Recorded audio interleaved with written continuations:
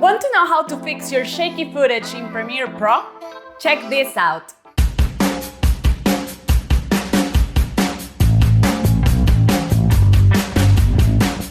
Hi, this is Alex from Massive, the fastest way to deliver large media files online. Sign up for Massive today and you will get 100 gigabytes free, so you can send all your files anywhere you want. The link is in the description box below.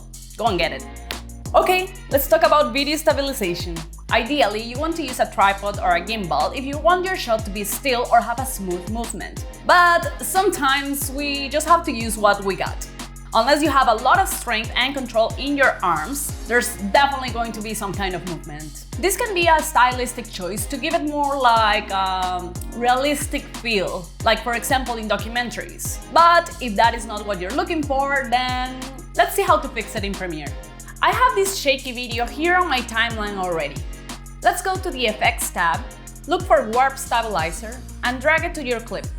Here you will see the effect starts analyzing automatically. You will see it's done when the banner disappears. Remember that this effect could take a long time analyzing, depending on your computer capacities and the length of your clip. Let's check the default settings. It's usually not the best, but that's why it has so many parameters we can play with to personalize the effect to our own needs. The first option, Result, with the drop-down menu will allow us to create a video with smooth motion or no motion at all. Usually, the no motion option doesn't work so well in all the videos. It works best when you use footage where you try to be a tripod for the shot, but there's still a bit of shakiness. Okay, the next option is Smoothness. You can increase it or decrease it depending on how you want your footage to look like. Although, I don't recommend going above 50, as it could damage the image and create some artifacts on the edges. Let's continue with Method. In this drop-down menu, you will find 4 options.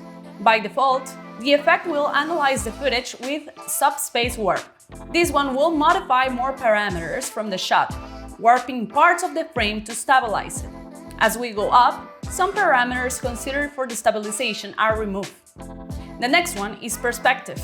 With this option, the program will try to corner pin the entire image to stabilize it. Next one is Position, Scale and Rotation, where it will just use those parameters for stabilization. Same thing with the last option, that is just Position. The program will automatically use the mode above the one you choose if it's not possible to correct the movement in the footage.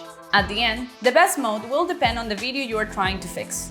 But I will suggest trying the last 2 modes that are the most intense ones, and then move up if they distort the picture too much. If you check this box, it will preserve the scale and won't change that parameter. Alrighty, let's move to the next drop-down menu here in Framing. By default, it is set in Stabilize, Crop and Auto Scale. This is pretty straightforward and you probably want to keep this setting like this.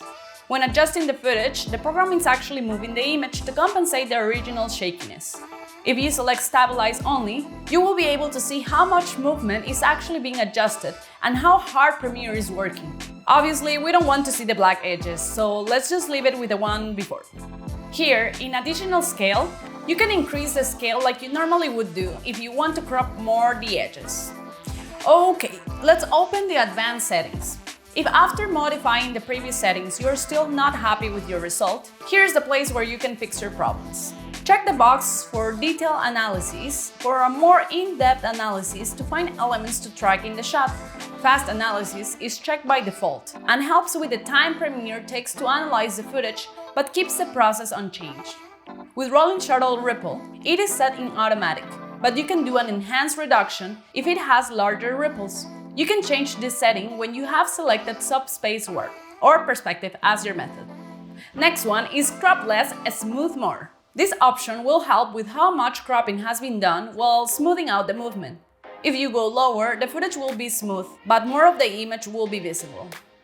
Hide Warning Banner. Sometimes there's a banner just warning us about different things that could happen with the footage, but if you don't care about this and just want to take it out without reanalyzing the footage, you can just hide it. The options that are grayed out are just available when Stabilize, Synthesize Edges in Framing is selected. In the end, it all depends on the footage you are working on.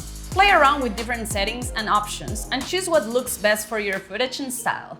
When you finish your video, use Massive to send it for reviews or final deliveries to anyone, anywhere in the world. This is the fastest and most secure way to deliver your raw and high-res footage to your clients and collaborators. Go and sign up to get your 100 gigabytes free.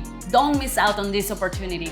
If you want more filmmaking tricks, please click that like and subscribe button and toggle the little bell icon. We'll bring you more tutorials and more gifts so we can help you ease up your workflow. See you next time. Bye!